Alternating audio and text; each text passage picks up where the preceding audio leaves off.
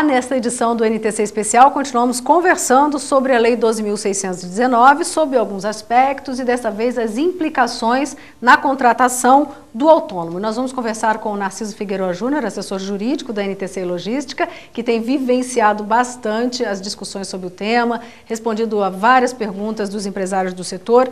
Narciso, hoje a gente tem um aspecto que é muito peculiar, já é uma relação existente no TRC, mas agora ganha algumas novas características a partir da Lei 12.619. Primeiro faz um históricozinho dessa relação que já existe no transporte. A Lei 11.442 de 2007 é a lei que regulamenta a atividade de transportes de cargas, né?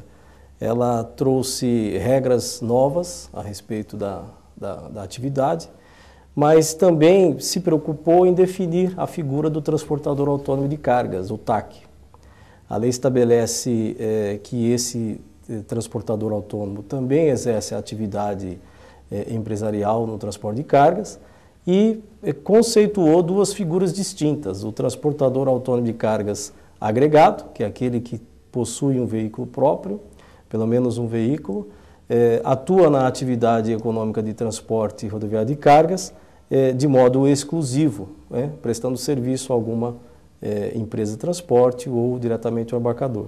E o independente, que é aquele que também possui pelo menos um veículo, mas não tem a exclusividade, o trabalho é eventual. Então, em relação a essas duas figuras, em relação ao agregado, que é aquele que tem a exclusividade, muito embora a lei faça uma definição dessa atividade, temos orientado as empresas para que tenham muita cautela nessa contratação, para evitar uma discussão judicial envolvendo aí um pedido de vínculo empregatício, né? E esses cuidados, eles começam por onde, Narciso, nesse momento? Primeiro pelo cumprimento da própria Lei 11.442 de 2007. Anteriormente havia uma lei que é a 12.290 de 84, que também define o transportador autônomo.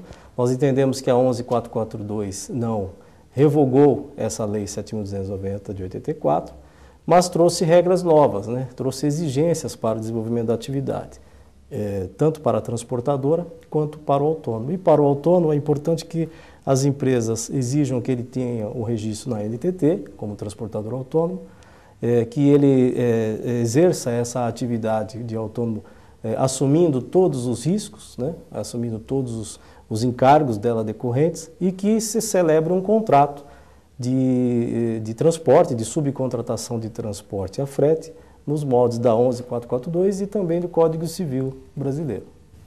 E a partir daí, no caso do outro tipo de transportador, que é o melhor, de transportador, né, que pode ser o agregado, mas com o vínculo, não é isso que você falou? Com exclusividade, mas não com vínculo. Desculpa, essa é a expressão, exclusividade. Aí também se regem as mesmas regras? Sim, tanto o autônomo, o transportador autônomo de cargas independente, quanto o agregado, nós entendemos que eles exercem essa atividade econômica, eles não são empregados, e desenvolvem essa atividade com total autonomia. A questão da exclusividade que caracteriza mais o agregado é em função do interesse que ele tem, econômico inclusive, de ter cargas asseguradas. Na medida que ele trabalha com regularidade para determinado contratante, ele tem aí, vamos dizer assim, um faturamento mais garantido. Mas isso não pode, evidentemente, tirar a característica principal, que é a sua autonomia na prestação do serviço. Então, isso nós temos já orientado as empresas, através de eventos, através de artigos, nas cautelas nessa contratação. Mas a 12.619 trouxe algumas mudanças que também afetam esse tipo de contratação. São muitas as mudanças, assim, significativas, quer dizer, muito diferenciadas do que já era a relação anteriormente? São algumas mudanças, não são assim, várias mudanças, mas elas são mudanças importantes e sensíveis. Eu podia citar como exemplo a questão da definição na 12.619 do tempo de direção, né? Então a lei trata do jornada de trabalho e tempo de direção. Sendo que a jornada de trabalho, o controle da jornada de trabalho é apenas para o motorista com vínculo empregatício, aquele que tem carteira assinada, é um empregado. O tempo de direção, ele é uma regra que deve ser observada tanto pelo motorista com vínculo empregatício, empregado, como o autônomo, seja ele TAC agregado ou independente. Então, na questão do tempo de direção, que são aqueles repousos previstos no Código de Trânsito, a cada 4 horas ininterruptas de tempo de direção, há necessidade de um intervalo de 30 minutos, bem como nas viagens de longa distância, né, o intervalo de 11 horas dentro do período de 24, e o repouso de 36 horas, né, tudo isso são regras que devem ser observadas por todo e qualquer condutor, inclusive pelos autônomos. Então essa é a primeira mudança, quer dizer, a empresa de transporte que subcontrata o TAC, né, o autônomo, transportador autônomo de carga independente ou agregado, a nosso ver, não deve se preocupar com o controle do tempo de direção, porque o tempo de direção é responsabilidade do próprio condutor. Se ela também fizer o controle do tempo de direção, ela poderá estar criando um fator de subordinação jurídica, que pode complicar em relação à eventual discussão judicial sobre a existência ou não de vínculo. Então, o que nós temos alertado é que esses contratos de trabalho, esses contratos de transporte, que são feitos com o agregado, eles também precisam ser adaptados à nova lei, né? É importante mencionar que a 12.619 traz uma corresponsabilidade, tanto do transportador quanto do embarcador, se ordenar ou permitir que um transportador, um motorista, mesmo subcontratado, no caso aí seria o autônomo, dirija o veículo sem observar o intervalo de 11 horas. Então, esses contratos de trabalho... Não, de transporte. De transporte. Eles têm também que ser observados pelo embarcador Sim, porque há casos que o autônomo presta serviço diretamente para o embarcador, há casos que ele também presta. Então, esse contrato de transporte é um contrato de natureza civil, não é natureza trabalhista, e nós entendemos que algumas adaptações são necessárias para que o tomador do serviço do autônomo, possa se resguardar em relação à corresponsabilidade que a 12.619 prevê. É uma ênfase que você tem dado e o corpo jurídico tem dado, que é a adequação desses contratos, quer dizer, algo que não pode sair da atenção, então, nem do transportador, nem do embarcador nesse momento. Sim.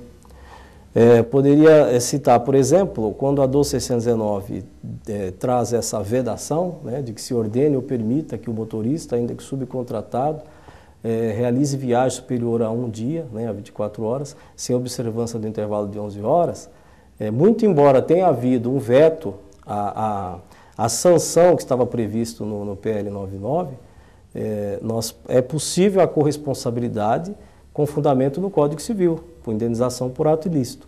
Então, para que a empresa que subcontrata um agregado ou um independente para determinada viagem possa se resguardar de uma futura corresponsabilidade num caso de acidente, por exemplo, temos recomendado que obtenha desse profissional uma declaração de que ele está observando todos os repousos previstos no Código de Trânsito em função da 12.619. E no caso, isso numa questão envolvendo uma determinada operação. Se a empresa tem um contrato com o agregado, que ela faça um aditamento para que ele tenha ciência que ele deve não só controlar o seu tempo de direção, como observar esses repousos. Dessa maneira, nós entendemos que a empresa estará se precavendo de eventual responsabilização por ter autorizado ou contratado aquela viagem. Narciso, nós sabemos que a NTC Logística, o corpo jurídico da NTC Logística, tem estudado bastante a lei para orientar o empresário que recorre à entidade e também nos eventos por meio das palestras. Mas também há uma relação, inclusive, né, para formulação da lei, tudo isso houve conversas durante muito tempo que envolveram também os trabalhadores, né? E eu acho que essa relação ainda acaba acontecendo, existe uma conversa ainda por parte dos trabalhadores que representam uma classe de motoristas, de condutores, de autônomos ou empregados.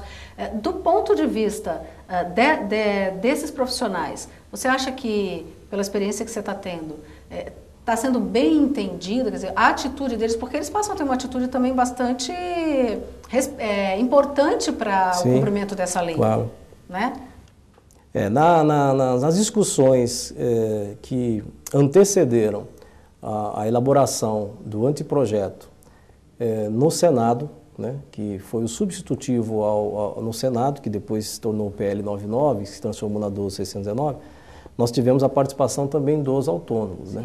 Houve a participação dos autônomos. Então, a Confederação Nacional do Transporte colocou nessa discussão os modais de transporte de cargas, né? O rodoviário de cargas, passageiro e autônomos, porque interessava a todos esses segmentos, e trabalhadores também.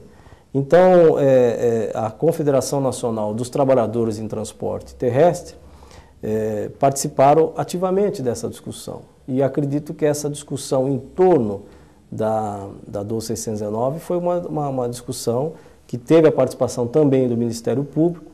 Então, a lei foi construída de um grande entendimento.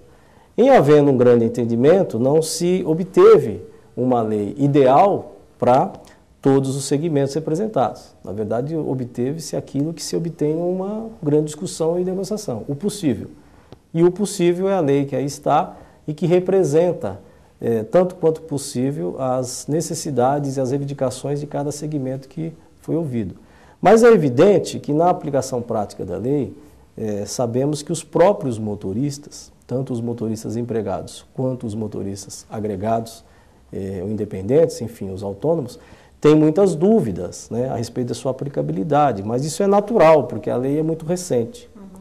Mas acreditamos que já existe um trabalho sendo desenvolvido pelas próprias empresas, no sentido de orientá-los e das próprias entidades, para que haja realmente eles assumam a responsabilidade que a lei lhes impõe. Então, se a lei traz direitos, ela traz também deveres.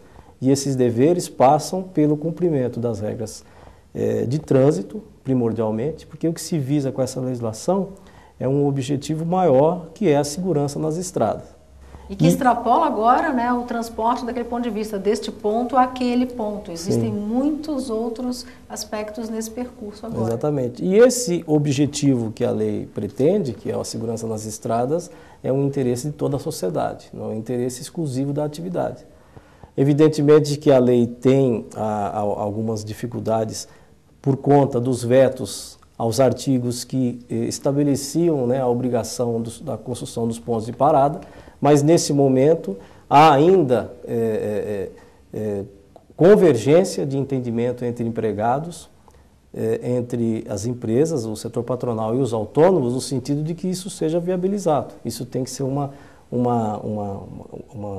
obrigação que deva ser assumida também pelo Estado, né? E está se trabalhando para isso. Quer dizer, então nós estamos num processo que ele tem realmente um encaminhamento que não daria para, gostaríamos que tivesse sido possível realizar tudo ao mesmo tempo, mas não foi possível. Estamos aí num encadeamento de atos, né, de percurso que nós vamos ter para a lei atingir a sua plenitude. Inclusive, o Ministério Público está muito empenhado no sentido de buscar alternativas, inclusive jurídicas, como já foi, inclusive, divulgado pela imprensa, para que esses pontos de parada que são necessários possam ser viabilizados. Certo. Então, sobre o tema de hoje, né, só para a gente concluir, você faz mais algum alerta em relação à contratação do autônomo, uma mensagem para o nosso empresário?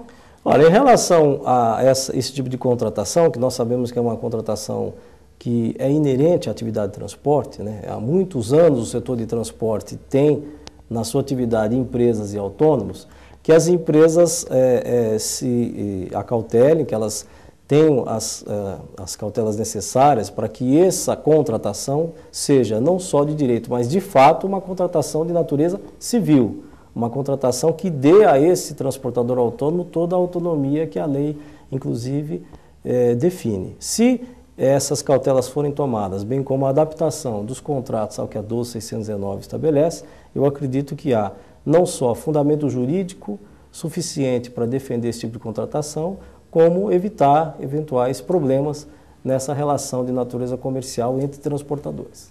Perfeito. Mais uma vez, obrigada, Narciso, por suas explicações, seus esclarecimentos. E lembramos mais uma vez a você, nós temos um canal aqui na NTC Logística para que você tire todas as suas dúvidas a respeito da Lei 12.619 e outros temas relacionados ao setor.